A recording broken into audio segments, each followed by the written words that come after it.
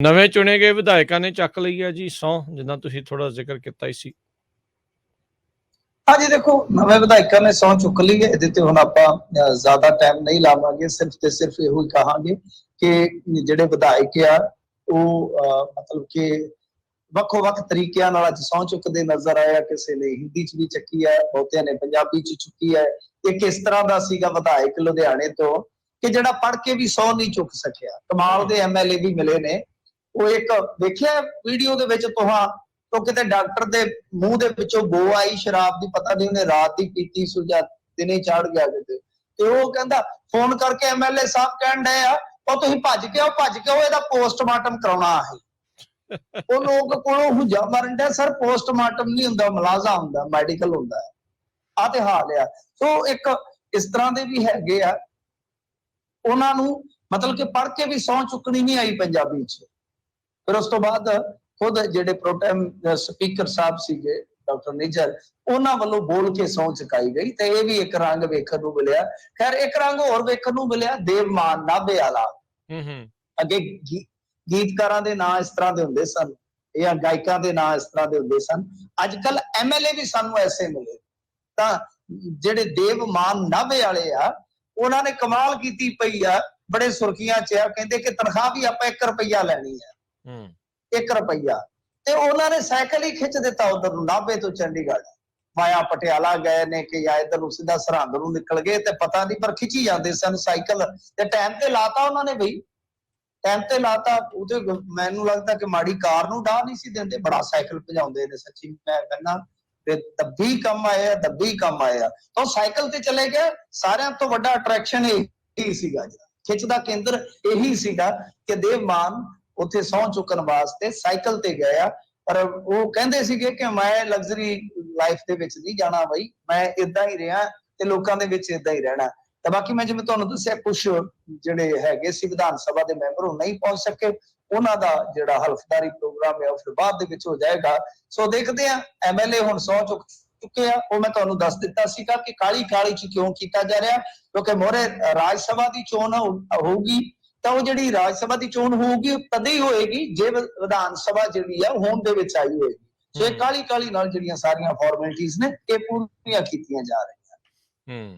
ਚਲੋ, ਮੁੱਖ ਮੰਤਰੀ ਭਗਵੰਤ ਮਾਨ ਇਨ ਐਕਸ਼ਨ ਕਰਪਸ਼ਨ ਤੇ ਪਹਿਲਾ ਵਾਰ ਜੀ। ਦੇਖੋ ਵਾਰ ਤਾਂ ਕਰਨਾ ਹੀ ਪੈਣੇ ਆ। ਹੁਣ ਤੀਰ ਜਿਹੜੇ ਆ ਉਹ ਪੱਥੇ ਦੇ ਵਿੱਚ ਪਾ ਕੇ ਜਿਹੜੇ ਆ ਉਹ ਸ਼ੋ ਪੀਸ ਥੋੜੀ ਨਾ ਬਣਾ ਕੇ ਰੱਖਣੇ, ਚਲਾਣੇ ਪੈਣੇ ਆ। ਤਾਂ ਤੀਰ ਜਿਵੇਂ ਉਹ ਗਾਣਾ ਵੀ ਗਾਉਂਦੇ ਹੁੰਦੇ ਨਾ, ਲਾ ਦੇ ਤੀਰ ਟਿਕਾਣੇ ਵੇ ਜਿਹੜੇ ਚਿਰ ਤੋਂ ਮਿੱਥੇ ਆ, ਉਹ ਜਿੱਦਾਂ ਕਹਿੰਦਾ। ਉਹ ਗਾਣਾ ਭਗਵੰਤ ਮਾਨ ਅਕਸਰ ਗਾਉਂਦੇ ਵੀ ਹੁੰਦੇ ਆ, ਜਾਂ ਉਹ ਕਹਿ ਲਓ ਕਿ ਪ੍ਰਚਾਰ ਚ ਵਰਤਦੇ ਵੀ। ਤਾਂ ਉਹ ਤੀਰ ਜਿਹੜੇ ਆ ਉਹ ਚਲਾਉਣੇ ਹੀ ਪੈਣਗੇ, ਸਾਂਭਣ ਦਾ ਹੁਣ ਕੋਈ ਤੁੱਕ ਨਹੀਂ ਹੈਗਾ। ਸੋ ਤੀਰ ਪਹਿਲਾ ਜਿਹੜਾ ਉਹ ਇਹਨਾਂ ਨੇ ਚਲਾਇਆ ਵਾ, ਹੁਣ ਟਿਕਾਣੇ ਤੇ ਲੱਗਦਾ ਜਾਂ ਨਹੀਂ ਲੱਗਦਾ ਉਹ ਤੇ ਪਤਾ ਨਹੀਂ ਹੈ। ਸੋ ਅੱਜ ਵੀ ਜੇ ਤੁਸੀਂ ਦੇਖੋਗੇ ਤਾਂ ਸਾਡੀ ਰਾਜਨੀਤੀ ਦੇ ਵਿੱਚ ਸਰਗਰਮੀ ਰਹੀ, ਸਰਗਰਮੀ ਇਸ ਬਾਬਤ ਰਹੀ ਕਿ ਸਰਕਾਰ ਜਿਹੜੀ ਆ ਉਹ ਗਠਨ ਦੀ ਪ੍ਰਕਿਰਿਆ ਚੋਂ ਗੁਜ਼ਰ ਰਹੀ ਆ।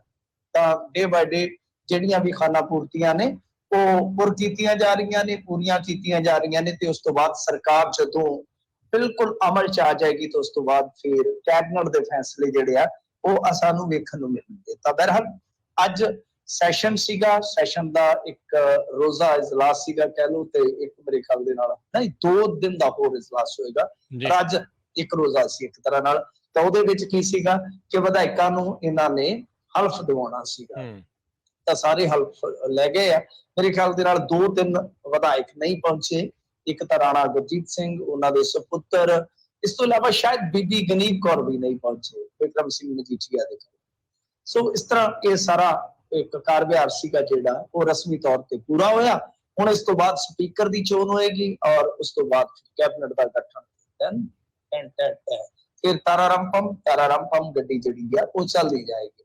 ਅਗਰ ਇਹ ਇੱਕ ਵੱਡਾ ਇਹਨਾਂ ਨੇ ਫੈਸਲਾ ਕੀਤਾ। ਫੈਸਲਾ ਕੀ, ਪਹਿਲਾਂ ਤੇ ਟਵੀਟ ਕਰਦੇ ਆ, ਟਵੀਟ ਕਰਕੇ ਜਿਵੇਂ ਕਹਿੰਦੇ ਨਾ ਉਹ ਫਿਲਮ ਆਈ ਸੀ ਪਿੱਛੇ ਜੇ ਬਾਹੂਬਲੀ, ਕਟੱਪਾ ਕੋ ਕਿਸਨੇ ਮਾਰਾ, ਸਾਰਾ ਦੇਸ਼ ਉਸ ਸਵਾਲ ਦਾ ਜਵਾਬ ਹੀ ਲੱਭਦਾ ਰਹਿ ਗਿਆ। ਕਈ ਮਹੀਨੇ ਗੁਜ਼ਰ ਗਏ ਸਨ। ਤਾਂ ਇਹਨਾਂ ਨੇ ਵੈਸੇ ਵੀ ਤੁਹਾਨੂੰ ਪਤਾ ਟਵੀਟ ਕਈ ਐਸੇ ਹੁੰਦੇ ਆ ਕਿ ਉਹਨਾਂ ਦੀ ਭਾਸ਼ਾ ਜਿਹੜੀ ਐਸੀ ਹੁੰਦੀ ਹੈ ਜਾਂ ਉਹਨਾਂ ਦੀ ਜਿਗਿਆਸਾ ਐਸੀ ਹੁੰਦੀ ਹੈ ਕਿ ਲੋਕ ਜੁੜ ਜਾਂਦੇ ਆ। ਤਾਂ ਇਹਨਾਂ ਨੇ ਕਿਹਾ ਜੋ ਪੰਜਾਬ ਦੇ ਇਤਿਹਾਸ 'ਚ ਅੱਜ ਤੀਕ ਨਹੀਂ ਹੋਇਆ ਮੈਂ ਉਹ ਕਰਨ ਜਾਊਂਗਾ। ਅੱਜ ਅਸੀਂ ਇੱਕ ਵੱਡਾ ਫੈਸਲਾ ਲਵਾਂਗੇ। ਲੋਕ ਕਿਆਫੇ ਲਾ ਰਹੇ ਸਨ ਸਾਡੇ ਚੈਨਲਾਂ ਵਾਲੇ, ਅੱਜ ਆਏਗਾ ਬੜਾ ਵੱਡਾ ਫੈਸਲਾ, ਅੱਜ ਇਹ ਹੋਏਗਾ, ਅੱਜ ਇਹ ਹੋਏਗਾ। 36 37 ਗੱਲਾਂ ਗਿਣਾ ਕੇ ਕਹਿੰਦੇ ਇਹਨਾਂ ਦੇ ਵਿੱਚ ਹੋਏ। ਸੋ ਹੋਇਆ ਕਿ ਹੁਣ ਪੱਟਿਆ ਪਹਾੜ ਨਿਕਲਿਆ ਚੂਹਾ ਵਾਲੀ ਗੱਲ ਵੀ ਹੈਗੀ ਹੈ। ਵੈਸੇ ਗੁੱਸਾ ਨਾ ਕਰਨ ਇਹਨਾਂ ਦੇ ਸਮਰਥਕ, ਕਿਉਂਕਿ ਜੋ ਇਹਨਾਂ ਨੇ ਸ਼ਾਮ ਨੂੰ ਐਲਾਨ ਕੀਤਾ ਉਹ ਐਲਾਨ ਨਾ ਤਾਂ ਪੰਜਾਬ 'ਚ ਪਹਿਲਾ ਵਾ ਤੇ ਨਾ ਪੰਜਾਬ 'ਚ ਆਖਰੀ ਹੈ। ਇਹਨਾਂ ਨੇ ਕਰਪਸ਼ਨ ਤੇ ਠੀਕ ਹੈ ਇੱਕ ਪਹਿਲ ਕਦਮੀ ਕੀਤੀ, ਇੱਕ ਹੈਲਪਲਾਈਨ ਜਾਂ ਕਹਿ ਲਓ ਇੱਕ ਨੰਬਰ ਜਾਰੀ ਕਰਨਾ ਵਾ 23 ਤਰੀਕ ਨੂੰ। ਅੱਛਾ ਹੁਣ ਤੁਸੀਂ ਇਹ ਕਹਿ ਦਿਓ ਵੀ 23 ਨੂੰ ਅਸੀਂ ਲਵਾਂਗੇ ਫੈਸਲਾ ਇੱਕ ਵੱਡਾ, ਕਹਿੰਦੇ ਜੀ ਅੱਜ ਹੀ ਲਵਾਂਗੇ। ਸੋ 23 ਨੂੰ ਕਹਿੰਦੇ ਕਿ ਅਸੀਂ ਇੱਕ ਨੰਬਰ ਦੇਵਾਂਗੇ ਜਿਹੜਾ ਨੰਬਰ ਭਗਵੰਤ ਮਾਨ ਜੀ ਕੋਲ ਰਹੇਗਾ ਤੇ ਉਹਦੇ ਤੇ ਮੰਨ ਲਓ ਜੇ ਕੋਈ ਰਿਸ਼ਵਤ ਮੰਗਦਾ ਆ ਉਹਦੀ ਵੀਡੀਓ ਭੇਜ ਦੇਵੋ, ਉਹਦੀ ਰਿਕਾਰਡਿੰਗ ਭੇਜ ਦਿਓ ਤੇ ਫਿਰ ਵੇਖੋ ਪਚੱਕਾ ਬਣਦਾ ਕੀ ਆ। ਮੈਂ ਅੱਗੇ ਵੀ ਇੱਕ ਦਿਨ ਇੱਕ ਮੰਚ ਤੇ ਇਸੇ ਸਵਾਲ ਦਾ ਜਵਾਬ ਦਿੰਦਿਆਂ ਕਿਹਾ ਸੀਗਾ ਕਿ ਵੇਖਿਓ ਕਿਤੇ ਰਿਸ਼ਵਤ ਬੰਦ ਨਾ ਹੋਵੇ ਤੇ ਲੋਕਾਂ ਨੂੰ ਰਿਸ਼ਵਤ ਦੇਣ ਵਾਸਤੇ ਖੱਜਲ ਖੁਆਰੀ ਵੱਧ ਜਾਵੇ, ਇਹ ਨਾ ਪੰਗਾ ਹੋ ਜਾਵੇ। ਇਸ ਜੜ ਨੂੰ ਜਾਂ ਤਾਂ ਬਿਲਕੁਲ ਮਿੱਟੀ ਚੋਂ ਬਾਹਰ ਕੱਢ ਕੇ ਤੇ ਇਹਨੂੰ ਚੁੱਲ੍ਹੇ ਢਾ ਦਿਓ, ਖਤਮ ਕਰ ਦਿਓ, ਇਹਨੂੰ ਨਾਸ ਕਰ ਦਿਓ ਇਹਦਾ। ਨਹੀਂ ਤਾਂ ਹੋਣਾ ਕੀ ਆ ਸਾਨੂੰ ਪਤਾ ਹੈ, ਅਸੀਂ ਇਹਨਾਂ ਅਫਸਰੀ ਫੇਰਾਂ ਦੇ ਵਿੱਚੋਂ ਦਫ਼ਤਰੀ ਫੇਰਾਂ ਚੋਂ ਗੁਜ਼ਰਨ ਵਾਲੇ ਲੋਕ ਆ ਕਿ ਹੁੰਦਾ ਕਿ ਜਿਵੇਂ ਸਖਤਾਈ ਹੁੰਦੀ ਆ ਰਿਸ਼ਵਤ ਨਹੀਂ ਰੁਕਦੀ, ਉਹਦੇ ਢੰਗ ਬਦਲ ਜਾਂਦੇ ਆ, ਕਰਿੰਦੇ ਰੱਖ ਲਏ ਜਾਂਦੇ ਆ, ਹਿੱਸਾ ਵੱਧ ਜਾਂਦਾ ਹੈ, ਅੱਗੇ ਮੇਜ਼ ਦੇ ਥੱਲੇ ਹੋ ਜਾਂਦਾ। ਹੁਣ ਮੇਜ਼ ਵੀ ਜਿਹੜਾ ਉਹ ਕਈ ਵਾਰ ਵੱਡੇ ਕੈਫੇ ਹਾਊਸ ਦਾ ਹੁੰਦਾ ਹੈ, ਕਈ ਵਾਰ ਵੱਡੇ ਹੋਟਲ ਦਾ ਹੁੰਦਾ ਹੈ ਤੇ ਉੱਥੇ ਵੀ ਬਚ ਬਚਾ ਕੇ 3 ਥਾਵਾਂ ਤੋਂ 4 ਥਾਵਾਂ ਤੋਂ ਬੰਦਿਆਂ ਨੂੰ ਜਾਣਾ ਪੈਂਦਾ ਹੈ।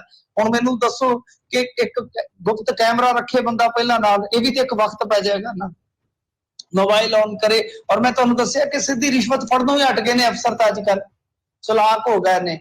ਸੋ ਇਹ ਚੀਜ਼ ਜਿਹੜੀ ਆ ਹੁਣ ਦੇਖੋ ਕਿੰਨਾ ਕੁ ਇਹਨਾਂ ਦਾ ਜਿਹੜਾ ਮੂਵ ਹੈ ਸਕਸੈਸਫੁਲ ਹੁੰਦਾ, ਉਹ ਤਾਂ ਮੈਂ ਨਹੀਂ ਕਹਿ ਸਕਦਾ ਕਿ ਫੇਲ ਹੋ ਜਾਏਗਾ।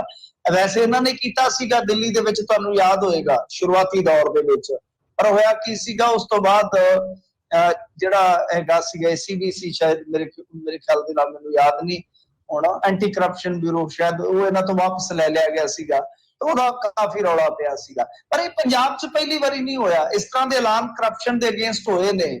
ਜਿਨ੍ਹਾਂ ਲੋਕਾਂ ਨੂੰ ਯਾਦ ਹੋਏਗਾ 1997 'ਚ ਸ਼ਾਇਦ ਬਾਦਲ ਸਾਹਿਬ ਨੇ ਕਹਿ ਦਿੱਤਾ ਸੀਗਾ ਕਿ 25,000 ਰੁਪਇਆ ਅਸੀਂ ਦੇਵਾਂਗੇ ਨਾਮ ਜਿਹੜਾ ਕਰਪਸ਼ਨ ਵਾਲਿਆਂ ਨੂੰ ਫੜਾਏਗਾ।